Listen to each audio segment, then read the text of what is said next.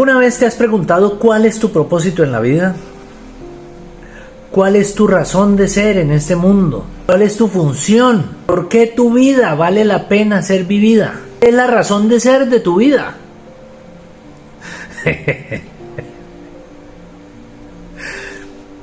Esas son preguntas muy tenaces. A veces cuando uno se hace esta pregunta estando deprimido es terrible, terrible.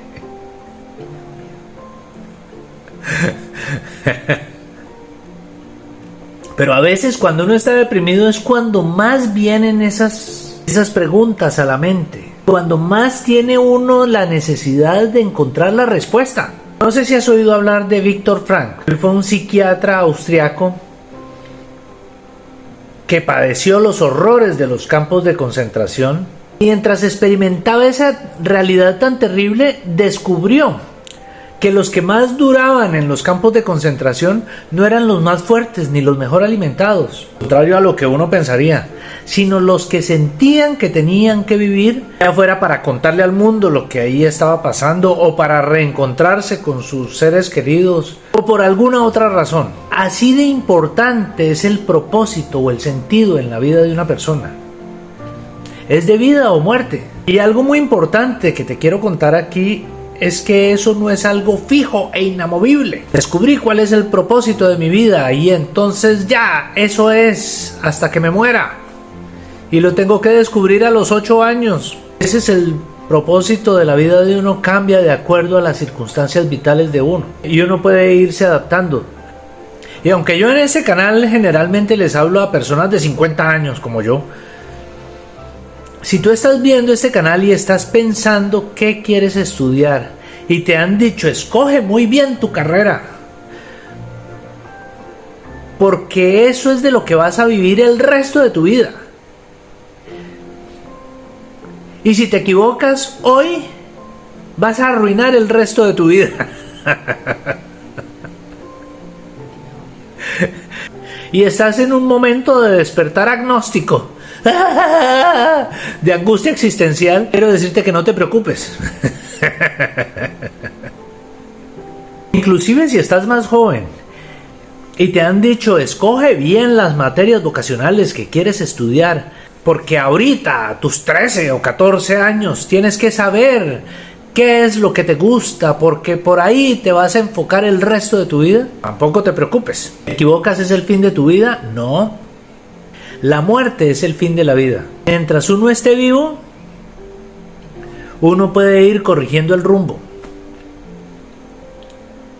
y puede hacer cosas. Y si algún día haces un curso de propósito y un taller de propósito para definir tu propósito, y eso te genera estrés porque tienes que escoger muy bien tu propósito, porque es algo fijo por lo que tienes que luchar por el resto de tu vida, tampoco. Sí es cierto que hay unas bases. Todos construimos nuestro propósito a partir de unas bases que tienden a ser más o menos fijas. Más o menos, porque a veces también cambian. Ya sea porque cambien nuestros gustos o porque cambien nuestras circunstancias vitales. Hay personas a las que les gusta el deporte, por ejemplo, y otras a las que no. Otros a los que les gusta más crear. Hay otros que tienden a ser más extrovertidos, otros más introvertidos. Y eso es a lo que yo me refiero como las bases. Pero a veces eso también cambia. El caso es que cuando un día decidí yo definir mi propósito, una buena forma de como comencé yo a definir mi propósito fue pensar en qué me gustaba. Pero ojo, esa es una pregunta capciosa. La pregunta no debería ser qué te gusta, sino qué te gusta hacer. Porque en algunos talleres de propósito yo he visto que le preguntan a uno ¿qué te gusta? Y a mí durante un buen tiempo en mi vida me gustaba jartar trago. Y entonces ese era mi propósito. O a veces a uno le gusta la validación externa. O le gusta que todo funcione al pelo. Y si las cosas no funcionan al pelo, si uno no está recibiendo la validación externa, si son cosas que no dependen de mí, pues está muy bien que me gusten, pero pero ¿qué puedo hacer yo? Y ahí es la buena pregunta. Entonces yo separo mucho qué me gusta hacer de qué me gusta consumir. Porque a uno le puede gustar la comida, le puede gustar ver videos, le puede gustar descansar, le puede gustar tomar trago, consumir cualquier tipo de cosas. Sorry. Y siempre que uno esté enfocado en algo de afuera de uno, o que no tenga que ver con acciones de uno, que está fuera del control de uno, porque lo otro que le preguntan a uno es ¿qué te gustaría hacer? Y entonces la gente dice, a mí me gustaría ser un cantante famosísimo, a mí me gustaría ser rico, a mí me gustaría ser muy linda, a mí me gustaría ser muy inteligente, a mí me gustaría ser flaco. Bueno, flaco es algo que uno puede llegar a ser.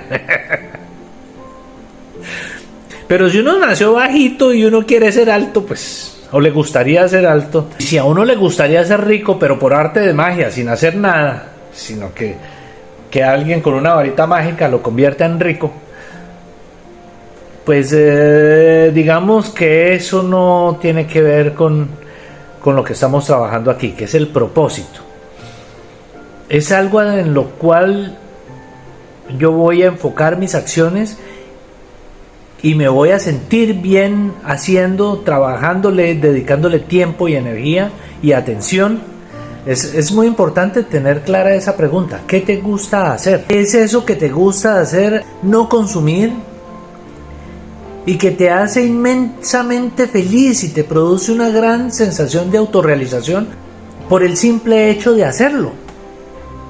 Independientemente de que te paguen o no, independientemente de que te lo reconozcan o no. Esa me parece que es una pregunta clave, pero no es la única. Otra que me parece muy importante es ¿qué se te facilita? ¿Qué te da una ventaja injusta sobre los demás? Todos somos diferentes, todos tenemos algo en lo que nos destacamos.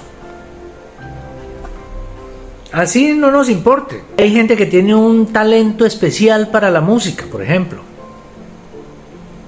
y aprende mucho más fácilmente a tocar cualquier instrumento. Hay otros que tienen una facilidad impresionante para la tecnología, otros tienen facilidad para el deporte, otros tienen facilidad para la motricidad fina o para crear. Otros tienen más fuerza que todo el mundo, otros son más inteligentes, mayor capacidad de análisis. Bueno, hay casi tantos talentos como personas. Es muy importante uno descubrir qué es eso que se le facilita, porque eso le da a uno una ventaja sobre los demás. Así no sea lo que le guste. Por ejemplo, a mí toda la vida se me facilitaron muchísimo las matemáticas. Era muy bueno para matemáticas y no se me dificultaba para nada resolver problemas matemáticos. Es curioso, en la universidad yo nunca fui monitor oficial de matemáticas. Pero yo tenía amigos que me pedían que les explicara temas en matemáticas y nos metíamos a un salón. Yo tenía mis marcadores y yo escribía en el tablero con mis marcadores y empezábamos una clase en la que yo les iba a explicar un tema a dos y se corría la voz de que yo les iba a dar una profundización sobre ese tema o una explicación sobre un tema determinado en matemáticas a dos compañeros, y cuando me daba cuenta estaba dándoles clase a 15 o a 20 personas que se metían al salón a escuchar mi clase. La facilidad con las matemáticas me da a mí una gran capacidad de análisis, una gran capacidad predictiva para detectar patrones, para interpretar datos, superior a la de muchas otras personas. Pero yo no quería ser profesor de matemáticas, por ejemplo, o no quería dedicarme toda la vida a las matemáticas. Sé que es un talento, pero no es lo que yo quiero hacer siempre, pero es bueno saberlo. Y recuerdo mucho un primo mío que tenía un talento impresionante para la música, pero él quería ser médico. Sus guías de orientación vocacional le decían: pero usted ¿cómo no escoge ser músico? Si en su familia todos son músicos y todos quieren ser músicos y todos han sido músicos. ¿Cómo va a ser el rebelde que quiere ser un médico? Pero yo lo entiendo, o lo entendía en su momento. Bueno, entonces van dos preguntas claves. ¿Qué te gusta y qué se te facilita? Otra pregunta que me parece a mí clave es ¿qué es importante para ti? Y para eso me parece que es muy importante lo primero que se le viene a uno a la cabeza, que es importante para uno,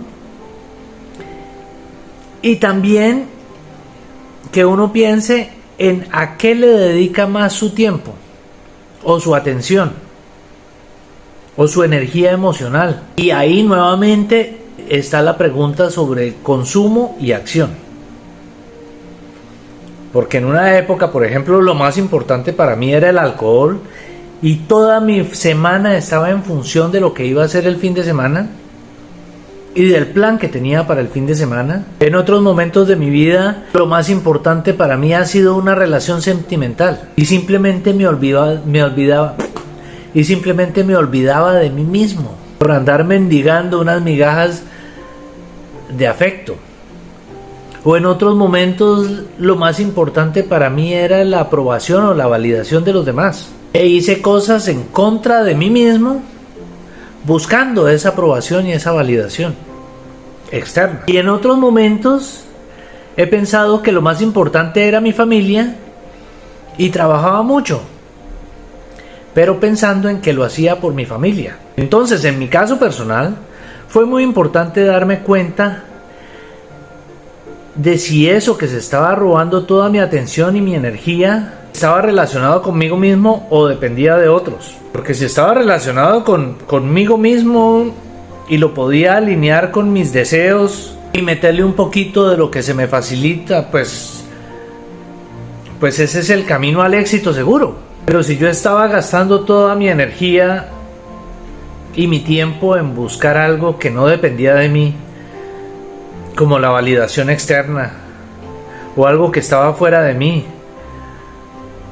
o simplemente para anestesiarme, como con el alcohol, pues esos son esfuerzos infructuosos que no me llevan a ningún lado. Pero eso sirve porque a veces uno no tiene claro cuando uno está anestesiado, ya sea con amor, con aprobación, con trabajo y con cualquier sustancia psicoactiva. Uno se está anestesiando porque hay algo que le duele. Pero a veces el remedio termina siendo peor que el dolor original. Y es bueno preguntarse también, ¿qué te duele? ¿O qué me duele? Porque la búsqueda del propósito es como ir pelando una cebolla por capas. Uno se va quitando una capa y la otra. Y a veces uno no puede saber bien qué es lo que quiere ni para dónde quiere ir cuando está tapado con una capa externa de consumo. Y a veces es probable que toque comenzar haciendo ese esfuerzo de liberarse de esa primera capa de consumo. Y por consumo no me refiero solo a sustancias. Pueden ser relaciones, conductas, puede ser distraerse con internet.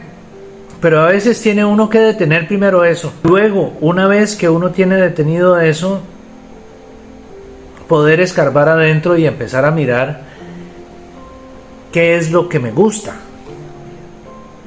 ¿Qué es lo que me gusta hacer? ¿Qué se me facilita hacer? ¿Qué es importante para mí? Y por eso digo que el propósito varía. Porque en un momento de mi vida lo más importante para mí fue dejar de beber, y toda mi atención y mis energías se iban en dejar de beber o en no beber esa primera copa solo por hoy. Y cada día que pasaba yo lo contabilizaba como un día de victoria, porque decía, hoy no bebí, luego voy para adelante.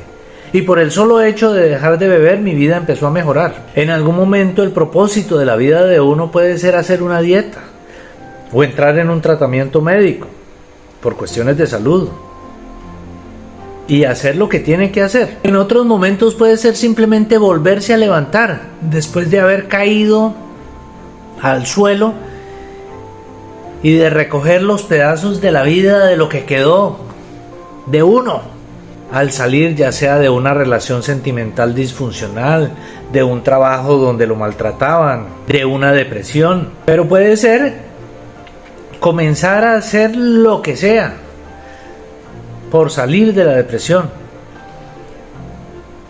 por salir adelante después de un divorcio, por recuperarme después del duelo de una pérdida de un ser querido. Y todos esos son propósitos válidos. Es muy importante que el propósito sea de uno, no para otros. El propósito lo tiene que definir uno y no los demás, ni debe estar alineado con los deseos de los demás, sino tiene que ser algo con lo cual uno se mire mucho hacia adentro uno mismo y se conozca. Yo algún día me di cuenta de que a mí me gustaba crear, enseñar, aprender y conectar con las personas. También me gusta pasear y andar en bicicleta y cocinar un plato delicioso y comérmelo y disfrutar un paisaje hermoso. Pero todas esas cosas van por añadidura. Lo más importante que yo he descubierto que me gusta hacer es eso. Y cuando lo que yo hago está relacionado con eso, yo me siento muy pleno. Y a veces hay circunstancias que me impiden hacer eso que me gusta. Y entonces yo tengo que hacer un alto en el camino y ver qué es lo que me duele, qué es lo que me bloquea, qué es lo que me impide disfrutar de lo que realmente me hace feliz en la vida. Y es cuando me encuentro que estoy atrapado en alguna de esas otras situaciones que me hacen infeliz, ya sea en una relación, en un trabajo, en un esfuerzo inoficioso de cualquier tipo. Y cuando vuelvo a crear, enseñar, aprender o a conectar con los demás, vuelvo a sentirme muy bien. Por eso hago estos contenidos. Y si te gustan, recuerda que soy Eloy Buendía. Un abrazo y feliz día.